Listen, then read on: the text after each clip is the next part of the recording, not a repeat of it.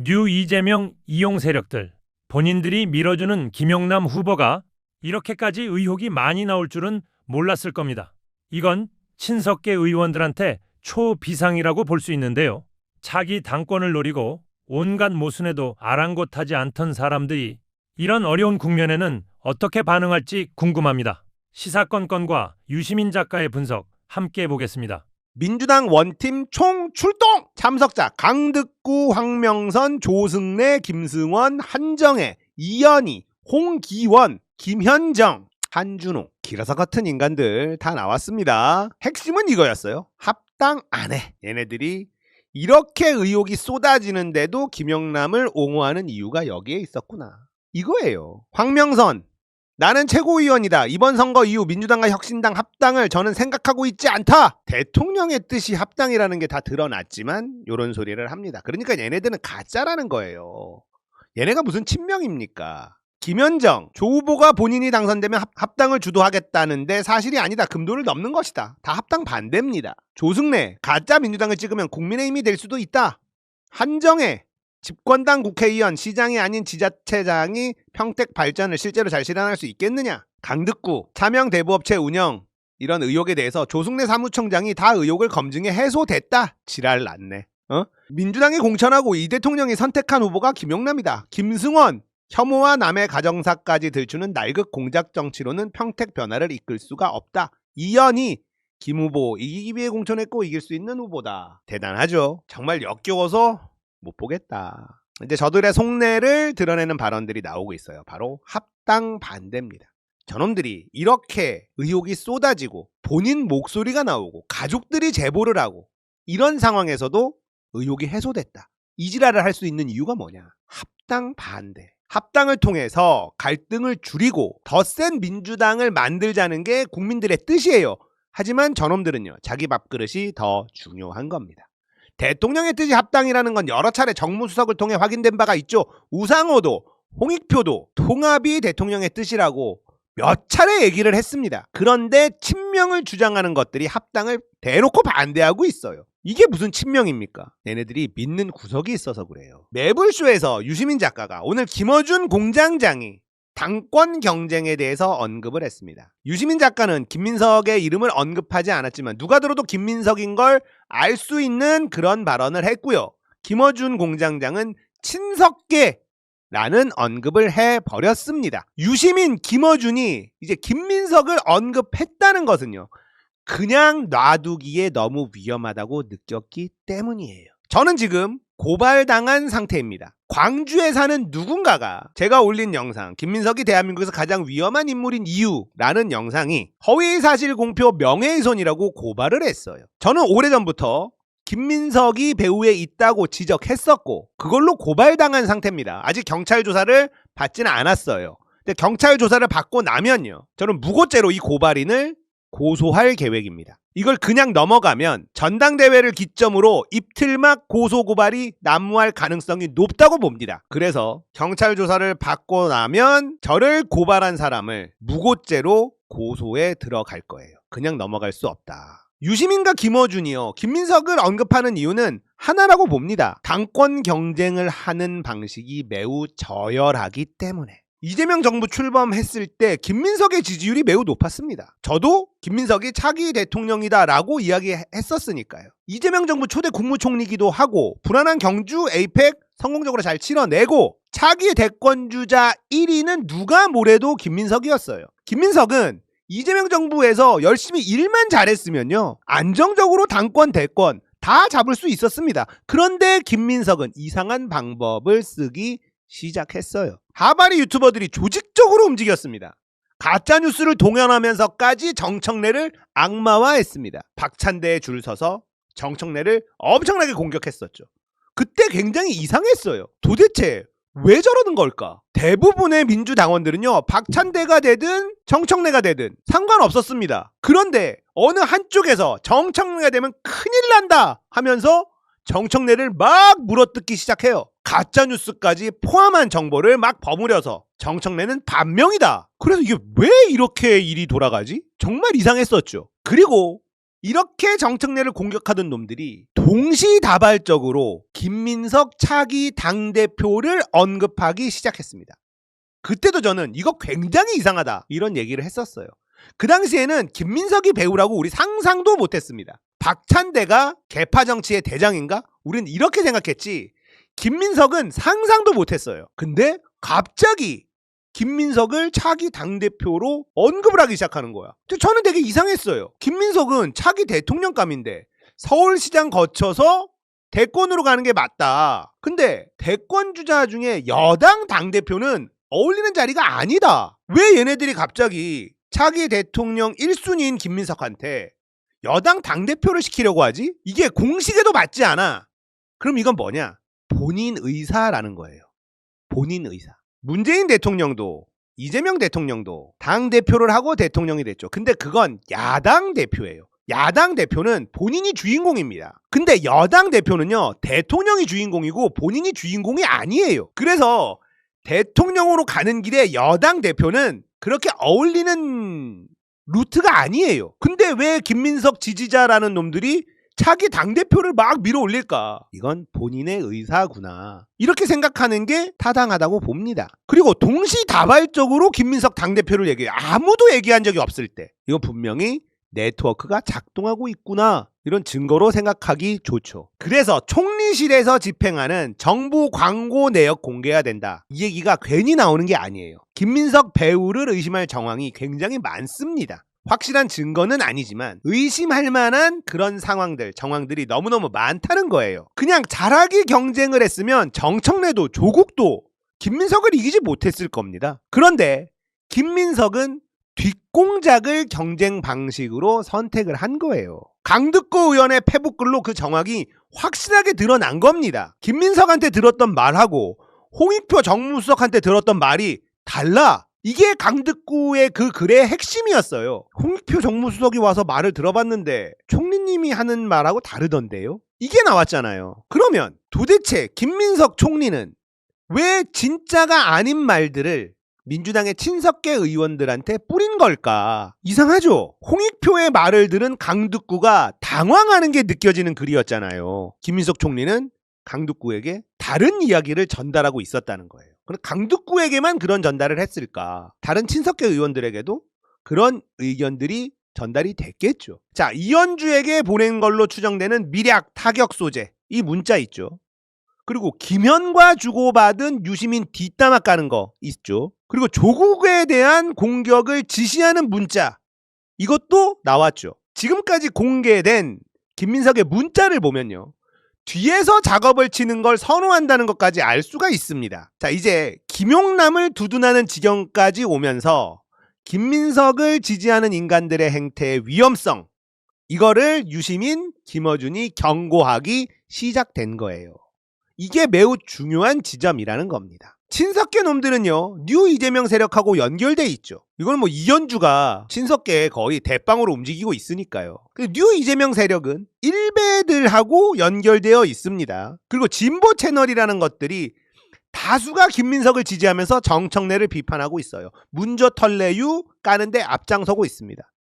한겨레, 경향, 오마이, 한국일보 다 똑같은 스탠스예요. 이게 좀 이해가 안 돼요. 어떻게 이렇게 한 방향으로 움직일 수가 있지? 그래서 사람들이 정부 광고가 어디로 들어가고 있는지 이걸 지금 의심하는 겁니다.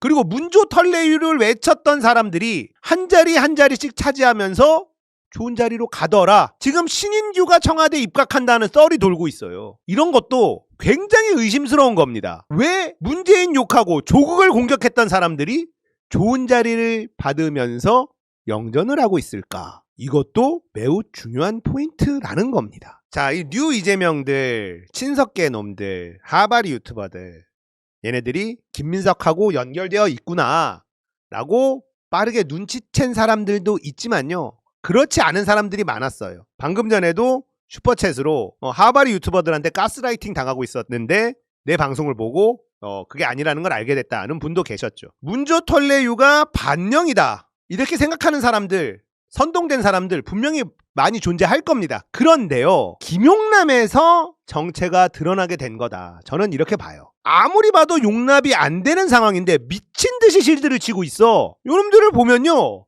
기괴하거든. 아니 이런 증거가 나오는데도 김용남을 두두네? 진보 유튜버라는 놈들이? 김용남이 언제부터 우리의 소중한 자산이었다고? 뭐 김용남하고 우리가 서로 간에 동지의식이라도 있었나? 그것도 아닌데 미친 듯이 실드를 쳐. 그러니까 선동당했던 사람들이 야 이건 정말 기괴하다. 이런 느낌을 받을 수밖에 없는 거예요. 조국이 성비위를 제대로 처리 못했다고 지금도 난리치고 있는 강미정. 그렇게 성에 민감한 사람이 성범죄자를 30번 이상 변호한 김용남을 두둔하고 있어요. 그것도 악질적인 성범죄자들 변호를 많이 했더라. 이동영을 위시한 진보 유튜버들이 문조 털레유를 공격하는 것까지 어느 정도 먹혔어요. 근데 김용남 옹호에서 이들의 스텝도 완전히 무너져 버렸다고 봅니다. 도저히 옹호할 수 있는 인간이 아니잖아요. 그동안 민주당에서 이런 의혹을 받아준 적이 없어요. 근데 이걸 받아주고 있고 이걸 진보 유튜버라는 놈들이 같이 옹호를 하고 있어요. 여기서 시청자들 눈치를 채기 시작한 겁니다. 결국 조국을 잡아야 하는 미션을 받은 김용남을 지키려다가 이 유튜버들, 뉴 이재명 세력들, 친석계 놈들의 정체가 탄로 난 거예요. 그리고 유시민, 김어준까지 김민석을 언급하는 상황에 오게 된 거다. 친석계 놈들이요. 지금 완전히 망해버렸습니다. 나름 치밀하게 설계하면서 잘 오고 있었어요. 문저 톨레유 공격하면서 유튜버들 대오를 잘 유지시키면서 어떤 식으로 유튜버들의 대오를 이렇게 잘 지켰는지 모르겠는데 아무튼 이 하바리 유튜버들과 진보 언론사라고 하는 것들의 유튜브 채널들이 전부 다 똑같이 이렇게 움직였단 말이에요. 정청래를 까면서 문저 털레유 까면서 이렇게 똑같이 움직이다가 김용남까지도 똑같이 옹호를 해버리니까 이건 뭔가 이상한데 김용남 때문에 다 빠그러진 거예요. 예전에 이 문재인 악마화에 앞장섰던 사람이 롯봉기 그 사람이잖아요. 이 양반도 문재인 악마화 빌드업을 잘해서 어느 정도 먹혔어. 그러다가 유시민 추미애 까면서 한번 빠그러집니다. 이 새끼 이상해. 이렇게 돼버려요. 그러니까 친석계 놈들이 문저 털레유 굉장히 정성스럽게 잘 빚어서 혐오를 조장하도록 잘 만들었는데 김용남을 옹호하면서 이 새끼들 이상해. 이렇게 된 거예요. 김용남만 아니었어도 이렇게 빠그러지지 않았어. 김용남이 대형 사고를 친 거나 마찬가지예요. 얘네들 입장에서는요. 왜 이런 일이 벌어지냐? 왜 김용남을 이렇게 두둔하고 앉아있느냐? 이게 다 1인 1표제 때문이에요. 친석계들이 밀었던 인간들이 1인 1표제 때문에 다 떨어졌어요.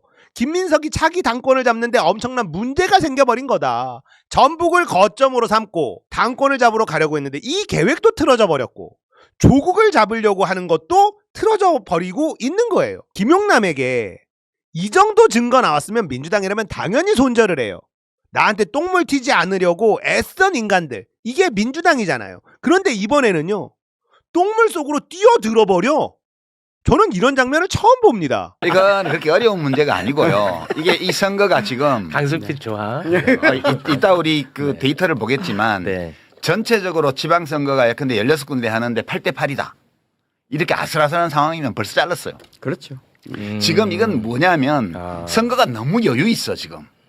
이건 뭐 평택을 해서 김용남 후보가 어떻게 되든 상관없이 전체 전황에 영향이 거의 없어요. 왜 없냐 하면 지금 민주당 후보를 찍으려고 하는 사람들이 영향을 받지 않아요 이거에.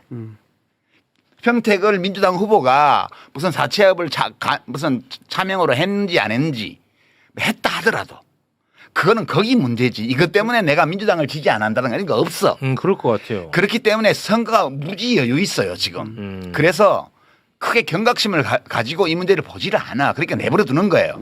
예전에 총선 때 일을 들어볼까요? 총선 때 민주당이 이재명 대통령이 당대표 시절에 총선 치르면서 여러 우여곡절이 있었습니다. 네. 어떤 사람은 잘려나오고 어떤 사람은 네, 버팅기고 뭐 네. 옛날에 무슨 어디 기고한 무슨 글에 뭐 좀 험한 말을 했다. 이런 걸 뭐 노무현 대통령 깐 적이 있다. 뭐 온갖 거 가지고 다 이렇게 해서 후보를 교체하기도 하고 막 다 했습니다. 그럴 때 어떻게 하냐 하면 정당이라는 건 그렇습니다. 갑자기 몰랐던 사항이 팍 튀쳐나오잖아요. 네. 그러면 당사자하고 그 당사자를 당 지도부에 이렇게 연결해서 공천 과정에서 작용했던 정치인하고 막 수시로 통화합니다. 그리고 당사자를 불러갖고 사실이 뭔지를 물어본 다음에 어떻게 했으면 좋겠냐 물어봐요. 그럼 당사자가 보통은 저는 이거 억울한데 근데 지금 선거 임박해 있기 때문에 이거를 사실관계를 다투기 시작하면 당전자가 계속 공격받을 것 같습니다. 그 제가 여기서 자진 사퇴하는 걸로 하시죠. 그리고 빨리 그 대안을 수습 국면으로 예, 가겠죠. 대안을 빨리 해줬으면 좋겠습니다. 이렇게 한 다음에 본인이 발표하고 당에서는 수용하고 그다음에 새로운 후보를 내고 이런 과정을 다 밟았어요. 근데 김용남 후보의 경우는 왜 안 되냐? 안 되는 거예요. 이게 지금 서로 간에 그 과거에 민주당의 후보가 어떤 문제가 불거져서 그것이 사실이든 아니든 간에 언론의 공격을 대대적으로 받기 시작하면 벌써 본인이 나 때문에 당이 선거에 지장을 받을 위험이 있다는 것 때문에 괴로워해요. 네. 그래서 본인이 물러나려고 그럽니다. 이 싸움은 내가 나중에까지 한 자연인으로서 내가 언론하고 뭐 다 해나갈 거다. 그러나 지금 당에 피해가 갈 수 있기 때문에 제가 물러서겠습니다. 이렇게 수습하는 게 100에 99이에요. 근데 지금 이 건은 이게 통하지를 않아요. 이 스토리에는.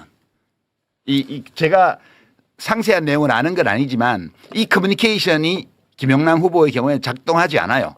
그리고 이제 김용남 후보하고 어릴 때부터 대학생 때부터 잘 아는 뭐 어떤 도당위원장이나 이런 사람들은 계속 김용남 커버 치는 뭐 무슨 당원들 협박하는 그런 성명이나 내고 있고 당 사무총장은 별 문제 없다는 식으로 얘기하고 지금 이렇게 작동하고 있는 거여서 이거는 김용남이 되고 안 되고 문제가 아니고 야 민주당 큰일이다. 그렇죠. 어떻게 하면 좋으냐 이거. 그러니까 제가 생각하기에는 그건 거예요. 사람마다 다 이 문제를 바라보고 문제를 제기하는 방식이 다른데 제 관점은 그런 거예요. 아까 다양성을 어떻게 관리할 것인가? 그러면 첫 번째 여러 가지 민주 진보 진영 내에도 다양한 정치 세력이 있잖아요. 그렇죠. 그 세력과 어떤 형식으로 포용하고 포섭하고 동화시킬 것이냐 아니면 인정하고 존중하고 연대할 것이냐. 이 첫 번째 문제고요. 두 번째 문제는 뭐냐면 내부로 들어온 사람들을 어떻게 관리할 것이냐 문제거든요. 그러면 김용남 후보의 경우 우리 민주당의 당원이고 민주당이 활동하는 건 오케이. 그런데 선출적으로 내세울 정도의 앞으로 이런 후보를 알게 됐을 때 우리가 선출적으로 내세우는 것이 민주당이라고 하는 정체성 맞냐라고 하는 것을 당원이 그런 심각한 문제의식을 제기하는 건 너무 자연스러운 거 아니에요? 자, 그럼 여기서 제 질문 하나 드릴게요. 만약에 평택을에 김용남 후보가 출마했어요. 그런데 조국혁신당의 조국 후보가 안 나왔어. 그런데 김용남 후보의 이런 문제가 수면 위로 올라왔어. 그럼 이 문제에 대해서도 이게 굉장히 지금처럼 이렇게 시끄러웠을까? 이런 거를 얘기하는 분들도 많더라고. 그러니까 결국은 이게 무슨 질문이냐? 결국은 조국을 지키기 위해서 김용남을 희생시키는 거 아니냐? 저는 반대로 말하겠습니다. 만약에 반대요? 그런 경우라면 저는 사퇴했을 거라고 봅니다. 아, 오히려 더 사퇴했고 쉽게. 다시는 왜냐하면 지금 진보당 후보가 있거든요. 마음 편하거든요. 그렇죠. 지금은 조국이 있기 때문에 못하는 거예요. 냉정하게 말하면. 조국은 대선 후보라고 생각하기 때문에 민주당 많은 정치인들이 긴장하고 이 사태를 보기 때문이거든요. 제가 보기에는 솔직히 말씀드리면 셋 중에 누가 되나 저 같은 사람 아무 관심 없습니다. 김용남이 되나 조국이 되나 김재현 후보. 김재현 후보가 되나. 그런데 유이동만 아니면 됩니다. 그렇죠. 저는. 그렇습니다. 저는 그렇습니다. 냉정하게 예. 우리 그런 거예요. 네. 그러면 김용남 후보가 문제 있으면 문제 있는 것만 처리하면 끝나는 거예요. 근데 왜 안 하고 있냐? 조국 때문에 안 하는 거거든요. 조국이 없었다? 제가 보기에는 김용남 후보는 반드시 사퇴시켰습니다. 제가 보기엔 그래요. 근데 제 그리고 생각에는- 진보당 쪽으로 진보당이 되면 안 됩니까?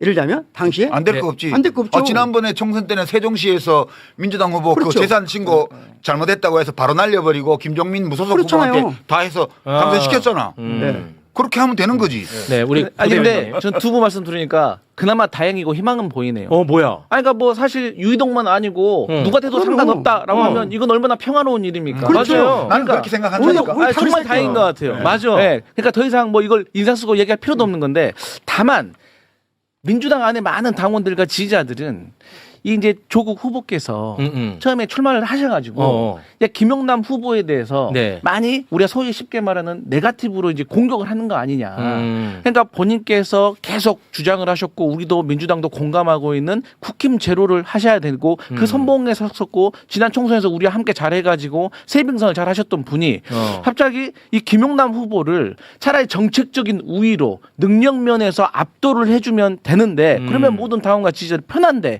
이게 자꾸 네거티브로 흐르니까 이게 결론 이 과정 속에서 일부 당원과 지지자들이 막 다른 오해 이상한 감정이 생겨버린 거예요. 그러다 보니까 이 지도부도 이 돌발 변수라고 일종으로 쉽게 표현하면 이 문제에 대해서 오해받을 수도 있다는. 그러니까 그들도 유이동만 아니면 되는데 음. 갑자기 여기서 김영남의 작든 크든 어떤 하자를 가지고 내려버리면 이거 다른 생각하는 거 아니야라는 오해가 오해가 있고 또- 그 아. 지도부도 정치를 해야 되고 미래를 생각하는 사람들이니까 또 다 자기들 자기의 정무적인 판단을 하는 겁니다. 네네. 그렇기 때문에 저는 그 부분이 매우 아쉬웠다.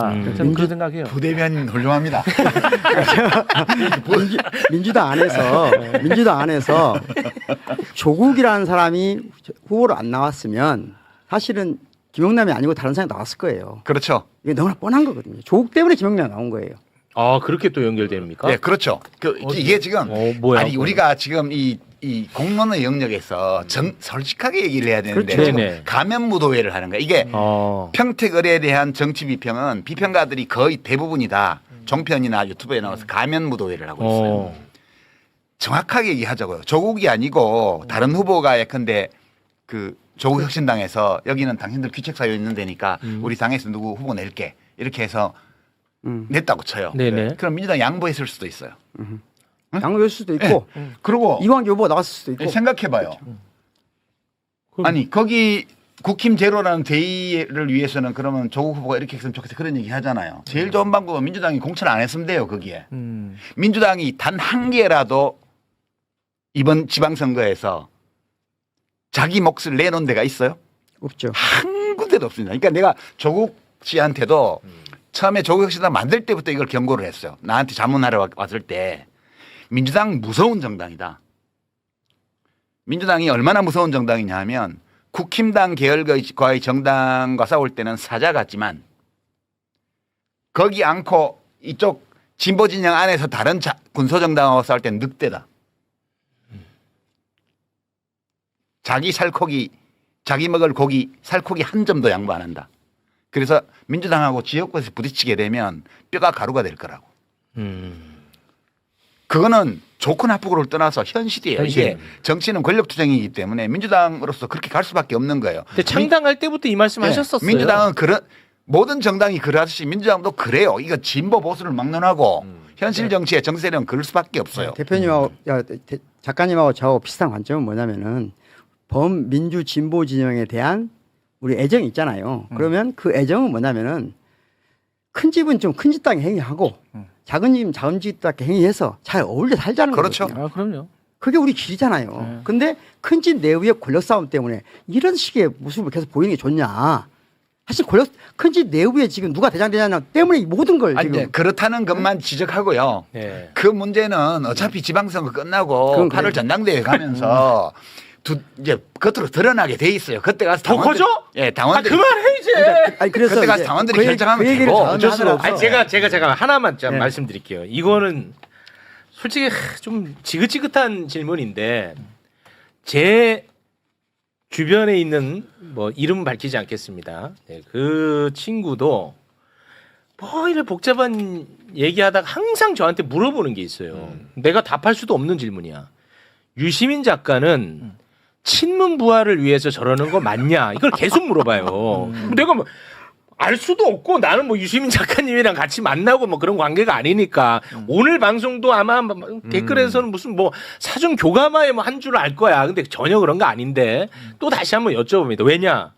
이게 거의 만능 언어처럼 활용이 돼요. 그러니까 매우 폭력적이에요. 지금 예. 얼마나 폭력적이냐면 제가 사실 지난번에 나왔을 때 오윤혜 씨하고 할 때 오윤혜 씨가 한 말 중에 내가 그냥 넘겨버렸어요. 그때 네. 뭐 이재명 대통령 연임해야 되는데 벌써 뭐 차기 주자 얘기하고 이러니까 서운하다. 그 서운하지 않냐 이런 얘기를 하더라고요. 이재명 대통령 연임 불가능해요. 물론 정치 철학적으로 보면 국민 주권이기 때문에 지금 헌법의 부칙 조항 이 개정 당시의 대통령에게는 임기와 관련해서 이 변경을 할 경우에 적용 안 된다고 돼 있는 부칙 조항조차도 그것도 다 헌법 개정 대상이기 때문에 된다고 주장하는 사람이 있긴 해요. 근데 또 반명으로 가겠네. 그런 얘기를 왜 또? 그냥 할 얘기만 하세요. 헌법적으로 보면 네. 아니 내가 하는 얘기는 이재명 대통령의 연임은 헌법적으로 불가능해요. 나도 이재명 대통령 연임했으면 좋겠어. 근데 불가능한데 그것이 가능한 것처럼 전제를 두고 그리고 그것을 가로막는 자로 조국, 문재인, 유시민, 김어준 이런 자들이 다 그거를 가로막고 있다는 식의 언설을 공유하면서 네. 이런 어리석은 얘기들을 해대는 거예요. 사람들이 많은 사람들이. 근데 그러니까 굉장히 많습니다. 그 얘기하는 사람 뭐 물어보세요. 친문이 누구냐고. 조국. 그러니까 그러면 조국 대통령 만들려고 그러냐 이렇게 말하면 되지.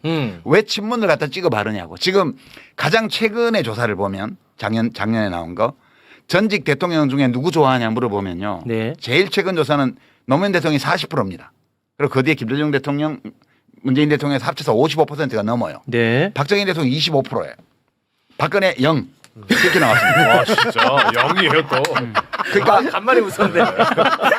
그러니까 무슨 말이냐면 지금 우리 소위 말하는 민주 진보 진영이라고 하는 여기는 어떤 전직 대통령을 좋아하느냐는 그 사람의 인생관을 보여주는 거거든요. 세계관, 철학을 보여주는 거예요. 그렇죠. 그러니까 이 세 분의 대통령에 대한 선호가 55%라는 거는 한국의 민주주의가 매우 안정된 기반 위에 올라 있다는 걸 의미하는 그렇죠. 거예요. 그러니까 여기가 연합해서 지금 민주정부를 계속 김대중 정부, 노무현 정부, 문재인 정부, 이재명 정부까지 이렇게 와 있는 거라고요. 네. 켜켜이 위에 쌓아가지고 시루떡 쌓듯이 쌓아가지고. 네. 근데 여기서 누구를 쳐내고 이렇게 이런 주장을 하는 자들은 네. 그 적진에서 온 간첩이거나 아니면 그냥 자기만의 정신 세계를 가진 독특한 사람이거나 아니면 내부 권력 투쟁을 위해서 진영을 폭파해도 괜찮다고 생각하는 자들이에요. 저는 저는 그렇게 생각해요. 고민을 많이 해봤는데요. 그러니까 답은 간단하거든요. 다시 말하면 앞으로 정권 재창출을 하고 범민주 진보 진영의 정책을 안정적으로 끌어가려면 세 분의 대통령을 지지했던 사람들이 항상 어떤 방식으로 연대해야 돼요. 그렇죠. 다른 길은 없어요. 그런데 지금 그 길이 아닌 길을 입 밖에 내는 분들은 이유는 딱 하나라고 생각해요. 저는 나쁘게는 보지 않고 이유는 하나라고 생각해요. 그냥 이재명 정부 때 이득을 많이 얻고 싶은 거예요. 저는 그 이상도 이제 아니라고 생각해요. 그래서 그 사람들 제가 B라고 한 거예요. 아니 그만해. 이게 참 이게 그러니까 이거는 다 우리가 뒷머리에 둬야 될 문제고요. 지금 오늘부터 시작된 이 지방선거에서는 그 지역구 후보는 지역구라고 해야죠. 지역구 후보는 각급 선거에서 민주당 후보뿐이에요. 네. 호남을 제외하고는 사실상 네. 달리 찍을 후보가 없어요. 네. 비례 후보는 광역 비례는 조국 혁신당도 좀 나와 있죠. 진보당도 나와 있고 거기는 다른 선택을 해도 돼요. 그거는 마찬가지예요. 지금 경기도의회 뭐 서울시의회 이런데 네. 민주당이 완전히 인천시의회 다 압도할 거거든. 거기에 비례대표가 민주당 이 비례대표 다 먹는다고 해서 좋을 것도 없고 나쁠 것도 없어요. 네. 거기에 비례대표를 뭐 조국 혁신당이나 진보당이 몇 석 가져간다고 해서 나쁠 거 한 개도 없습니다. 그거는 사실 박근혜 선생님 말씀하신 게 그건데 우리가 그 세 분의 대통령 또 현직 대통령까지 포함해서 네 분의 대통령을 가장 좋아하는 이런 유권자들이 하나로 뭉쳐서 전체에 이루면서 자기 의사를 표출할 수 있는 방법을 찾으면 돼요. 이미 많은 유권자들이 그렇게 하고 있고요. 네. 이제 오늘 그 사전 투표, 내일 사전 투표, 다음 주 수요일 날 투표는 그렇게 하고요. 네, 네. 이 일이 이렇게 시끄럽게 된 거는 그 이유 때문임을 우리가 이해를 하면 이해를 하고 있어야 된다. 그 다음에 때 되면 정리하면 되지 뭐 네. 이렇게 생각하면 되지. 그거 가지고 스트레스 받아서 밤에 잠을 못 자고 저 잠 못 이러면 자요. 안 된다 이거지.